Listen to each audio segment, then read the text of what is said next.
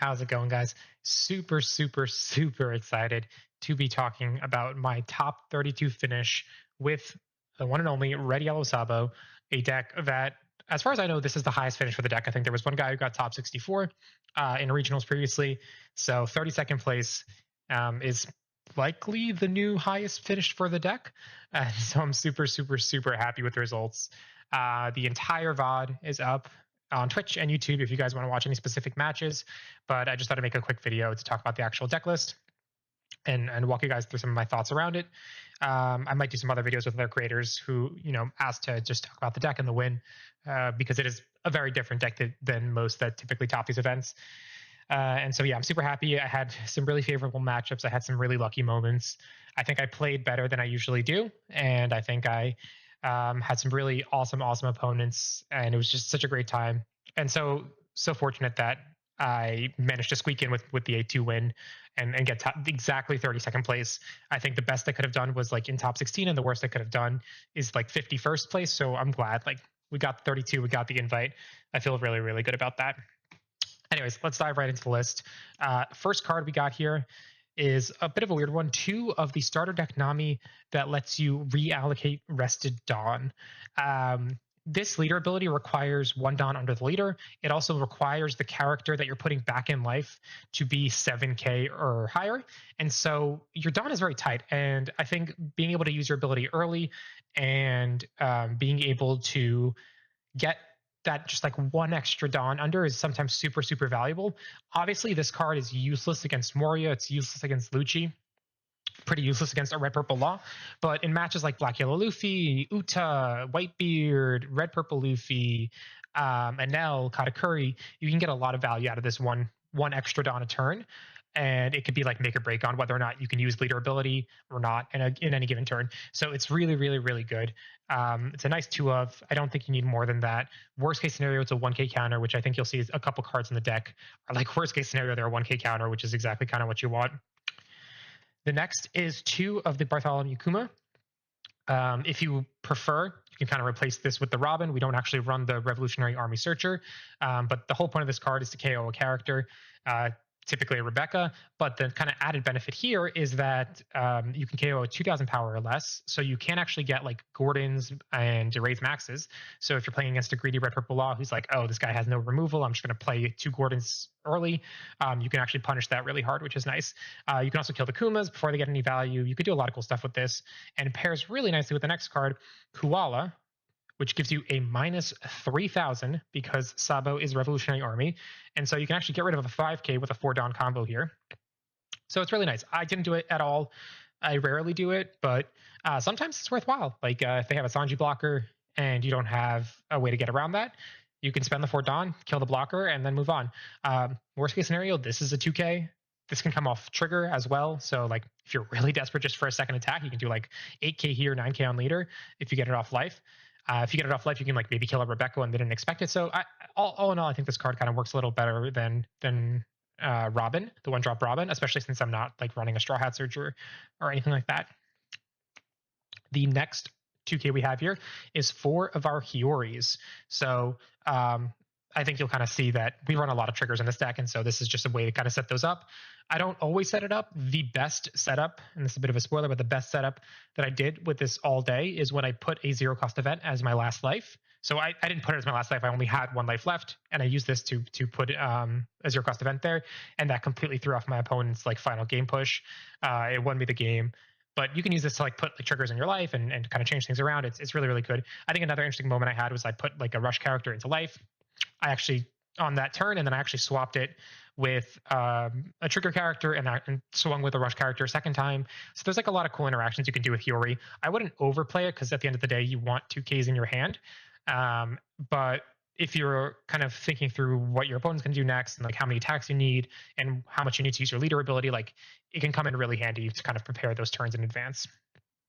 Next 2 of we have here is Shiraya. I don't love this card. Again, it's one of those like worst case scenario, it's a 1k, but it does come in handy against like black yellow Luffy. Could come in handy against Moria because like Moria might swing 7k, use leader ability to play Perona. You can block out of that with just a 1k if you want to by blocking. Against black yellow Luffy, it's really, really nice because they're going to be like 9k leader for most of the game towards the end game, and this can help with that. If you're really desperate, you can just like play out a blocker. It's just there's a lot of removal for blockers right now, and so it's not going to do too much for you. But as a 2-of, I think it's nice. If you go in the comments and you like vehemently say like Shirai is useless in this deck, like I'm not going to fight you on that. I think it's not like the best card in here by any means, but it's like a nice little 2-of to help in certain matchups and give you some protection. Like if you're really desperate and you're like, I'm definitely going to lose, I need to survive next turn, you can maybe play your Shirai down and hope for the best. Now we're getting into the real meat of the deck. 4 Rush Zoros. So if you're watching this video and you're actually not familiar with what Sabo does, is if you put 1 Don under Sabo and you have a 7k character, you can put that character in life and then give 2k to another character. So Zoro gets to the 7k threshold with essentially 5 Don. 3 to play, 2 to get him to 7k, and then you can use your ability. So on a 6 Don turn, you can swing 6k with Leader, swing 7k with Zoro, put Zoro in life, buff another character, and then swing with that character. Many, many times throughout the day, I would just swing like 7k with Leader, 8k with Zoro, put Zoro in life. That is a really, really good play for Sabo. If you can kind of hover around the same life because you're putting a card in your life every single turn, and then on your turn, you're doing 2 like big swings at your opponent and just kind of ignoring the development of your board. For a lot of the 4 life leaders, that's huge. That's like a lot of pressure that they can't handle. So Zoro's a really good card. It gets you to 7k for 5 Don, so you can do a lot of nice combos there. And you can also play it early. You can play it on your 3 Don turn if you have a couple of different rush options in hand. So it's a really, really good way to put pressure on your opponent, and I'm very happy with the card at 4. I think it's definitely a must-have at 4. Another MVP of the deck at 3 is Kid and Killer. Insane card. Insane. When you get them down to 2 life, which for 4 life leaders is very quickly, this card is live on 4 Don. It's at 7k the second it attacks, and that's massive. That's so good. You could do something crazy like on a 7 Don turn, you can swing like 7k with Leader, play Kid and Killer, swing 7k with that, and then like swing like 6 or 8k or sorry, like 7, 8, or 9k depending on how strong your other character is with like a third character. It's insane. Even if all you could do is play this, you could do like 7k Leader, 8k this, like that's massive, and then just put that in life. It's really, really, really good. It can combo really well with a lot of your other cards. You can just play this so that you can use Leader ability to get other cards stronger. If you really think about it, like if you play this for 4 and you put 1 Don on your Leader, you're essentially getting 2 Don back because you're buffing another character by 2,000. And so that's just such insane value. The pressure that this puts out against the 4 life Leader is huge, and I'm really, really happy with it. You'll see kind of why it's at 3 because we have another rush card that is also at 3, and the 2 of them balance out well together.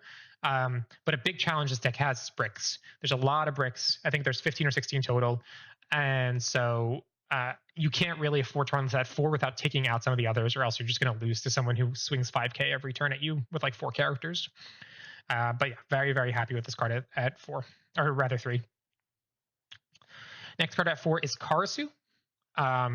Like I said, we're running a lot of Revolutionary Army cards because we get the benefit from them, but we're not necessarily like running the Searcher. This is just a really nice card against like Black Yellow Luffy, and also just going first. If you don't have, if on your 5 Don turn you can't swing 7k with Zoro and use Leader ability, but you can play Karasu for 4 and then swing 6k into Leader, and it's effectively a 7k swing. And then I think a lot of people might spend resources trying to get rid of this Karasu, and it's not exactly like a super high value resource for you. Like you get maybe a 2k and a 1k out of their hand, and now they're like removing the Karasu, and at the end of the day you're like, okay, because now I'm just gonna next turn play a bunch of my rush cards and do like 2 7k 8k swings at you, and I'm gonna heal 1. And you spent all your Don last turn trying to kill this Karasu. So it's a really, really nice card to play on curve. Works really well in like the black Yellow Luffy matchup if you can make it stick. Works against like someone who might drop an 8-drop Kid if you can make it stick. It has a lot of really nice value. And if it's on the board for longer than you expect, it's amazing. Because every turn you can swing 7k with it, minus 1,000 on the Leader, like so good in an aggressive deck. But if you just only get the on-play value out of it, and then they just bottom deck it or KO it, like it's whatever. It's a 1k card out of hand. It's not huge. Overall, it's I think a card that is a really nice way to kind of round out the turns that are less optimal for you. Next, we got 4 Lindberghs, and this is kind of where we start getting into trigger territory. We just want to get as many triggers as possible because an unexpected trigger can really turn the game in your favor. And this card is a very nice way to get around like a Rebecca. It's a nice way to get around. I saw some guys running Cerberus. You can kill. What else can you kill with this? Like brand news, like just like a bunch of stuff that's annoying. If this card comes out and you can put 2 Dawn under it, you can kill something that's 3,000 or less. You can actually play Koala, kill a 6K, so you can be aggressive without having to focus, like kill something on board without having to like give up some of your aggression towards life. So there's a lot of cool stuff you could do it. But I mean, primarily you just need to get as many triggers as you can off your life into the board, and this just maximizes your chances to do that. So it is this Cracker. A lot of people ask me kind of why Cracker. Specifically, it's for Moria. You'll have a lot of cards like the Kiku and the Neko, which you'll see in a bit, that only trigger if your opponent has 3 life or less. And so getting them to 3 life is your primary goal as Sabo against all leaders. And against Red Purple Law, against Sakazuki, against Anel, that's very easy. Against Moria, that's really hard. And so the Cracker kind of helps with that, levels the playing field. If you told me you hate Cracker, you don't think it works, there are other triggers you can put in here, but I do think you want a 1K counter with a trigger in this slot. It doesn't have to be Cracker. Sanji is really cool. There's some really cool interactions you can do with Sanji and your leader ability when you swing with Kid and Killer for 7K, swing 7K with leader, play Sanji, put Kid and Killer in life. Your Sanji's now a 7K blocker until the start of your next turn. That's like a really cool way you can use that character. But at the end of the day, like there's a lot of ways to remove blockers right now. There's a lot of ways to rest blockers right now. And so that Sanji might not stick around. It's good into Red Purple Law because Red Purple Law now has to reduce a 7K if they want to kill that blocker rather than a 5K, which is 2 cards usually unless they have Fire Fist up. Well, even if they have Fire Fist up, I think. No, Fire Fist gets it to 3K. So they need to use like a Fire Fist or they need to use a Gordon and an Otama. Either way, like a lot of cool interactions. It doesn't have to be Cracker. I think if your locals has a bunch of 4 life leaders and no Morias, which I think is rare, Cracker's probably not the best, but I ran with Cracker because I didn't know what I was going to see today, and it came up a couple times. Now we're getting into the reason you want to be at 3 life. We got 4 Neko Mamushis. You want to get your opponent to 3 life rather. It's 4 Neko Mamushis and 4 Kikus. Ideally, you don't want to take a life until your opponent's at 3 life if you can, because if the first life is one of these cards and you're not able to trigger it because your opponent has too much life, you're going to feel so bad because you get so much value out of getting these cards off of your life. You can't control that, obviously. We're not Katakuri, we're not NL, like it is what it is. But ideally, like I try to go first. I try to swing 8K with my leader in my first turn, get them down to 3 life, and then like start playing from there. That's typically my approach. And if you get these, great. If you don't, you don't. This is a 1K. This isn't. You just got to deal with it. This is a cool card to use with your leader ability, like stack it in life. So maybe you play it. Like there were many times where I would actually just play this, put a Dawn under it, even though it couldn't attack, and then put it in life, use the 2K on a different character. And this will kind of come into play on my next turn. The other characters it's like a 7K or an 8K until the start of my next turn. So it's like pretty well defended. And I'm basically getting 2 Dawn back for like spending 5 Dawn to get this into my life. So it's pretty good. Lastly, or not lastly, but next we got 4 Satori. So this is our 12th 2K. We got 4, 8, 12. Just again, another trigger you can play off life.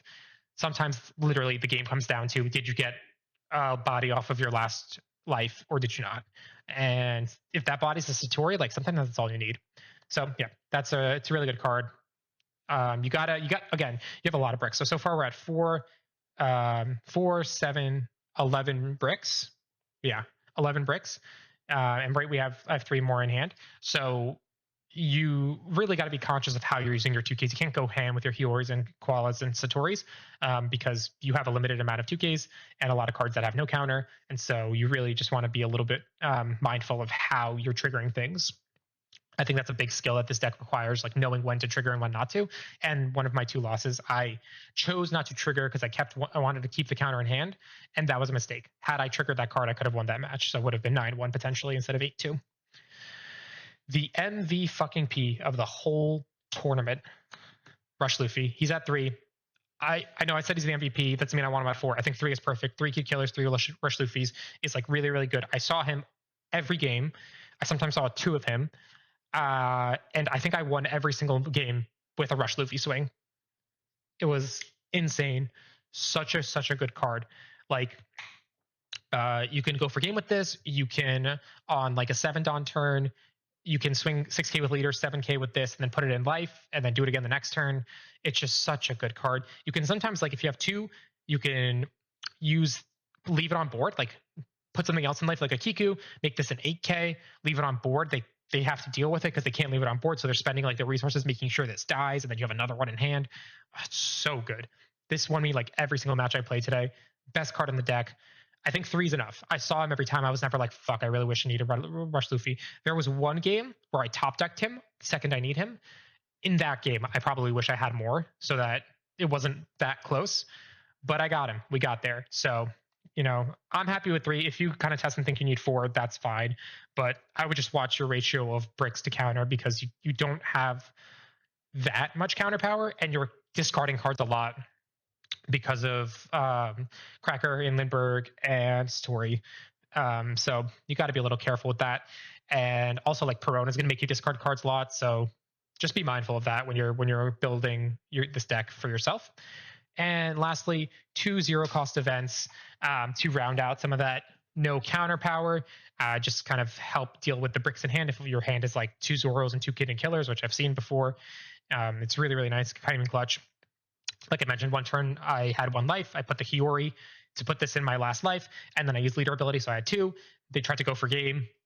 Obviously, I triggered this, so I got to heal 1, and it completely ruined their run. I won the match after that. In terms of matchups, I'll probably talk about this in more detail. I know a couple, like I might have a video with Vampire Gaming. I'm sure he's gonna ask me some questions, but like roughly my matchups are pretty favorable. I don't think I would have topped if I saw like all Lanels, and all Morias, but thankfully I had good matchups. I think I went Sakazuki, Moria, Black Yellow Luffy,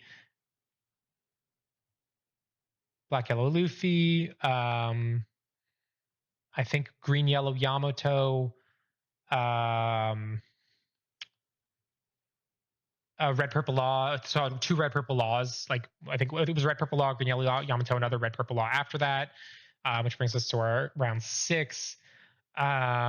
We saw another Sakazuki at some point. We saw an Enel at some point. We saw another Moria at some point, and I think our last match was a third Sakazuki. And I might be forgetting one, but I think leaders I saw was Red Purple Law, Black Yellow Luffy. Yeah, I saw a second Black Yellow Luffy. So I saw like 3 Red Purple Laws, 2 Black Yellow Luffys, 2 Morias, 3 Sakazukis, and 1 Yamato and 1 Enel. So and I lost to 1 Moria and 1 Black Yellow Luffy. So if I saw way more Enels, I think I would have lost. The 1 Enel I won against, I got so lucky. Just like really good triggers. He misplayed a little bit at the end. Like, I don't think I would be sitting here saying I got a top 32 deck if that match was like a little bit less favorable for me. But I think Enel and Moria are really tough for this deck. And so I got lucky in the matchups. If you're watching this and you're like, oh man, I'm going to take this to regionals, temper your expectations a little bit. It's not, in the meta for a reason, but it's really, really good and really, really fun. And I can absolutely say you can win 4-0 at a locals with this for sure. And you could definitely do well at a bigger event. The matchups are everything. And thankfully I had good matchups and I had good tiebreakers, and we got 8-2 and ended on top 32. And I'm so happy. I'm going to nationals. Definitely going to bring something interesting to nationals. I'm not going to like come in with a Moria or whatever else is relevant at the point nationals is starting. But I don't know if it's going to be this. I have another tournament in a month. I don't know what I'm going to play. Probably not Sabo. Might try something different. Either way, like this deck was a lot of fun. A lot of turns. I'm just like swing 8k with one thing, 7k with another thing, and then just put a rush pack in my life, and then I just sit at 4 life, and then they swing at me. I counter. Eventually, I take the Zoro back, and then I swing with the Zoro again. Maybe I'll like play a Kiku, then the Zoro, put the Kiku in life, make the Zoro stronger, and now they can't kill the Zoro because it's the 7k. There's just like a lot of cool interactions that you can do with this deck. A lot of interesting builds. I do not like running the little brothers in this deck, like the little Ace and little Luffy. Like that's Black Yellow Luffy's thing. He crushes that. I do not think Sabo crushes that. And that's kind of why I'm maximizing for aggro and triggers and rush and all the things that red is good at, and basically using Sabo's ability to inflate my life and then essentially get 2 Don back on the 7k swing by giving plus 2k power or something else. So that's my kind of whole shtick here. let me know, guys, know if you have any questions in the comments. I'm sure I'll be in some videos because a couple of folks have asked me that on some of the other channels that you follow if you're watching this, and they'll probably ask me some good questions and we'll have a good discussion there. And I might share the list again there as well. But overall, it was such a fun tournament. So many great opponents. Really, really fortunate with like good triggers and good matchups, and I'm so thankful. And thank you to everyone who watched and was like hype with me and like gave me advice and kept my head in the game after my losses. I really appreciate it, and I'm so honored that I actually got a nationals invite this year instead of having to play the refresh game on the Bandai app.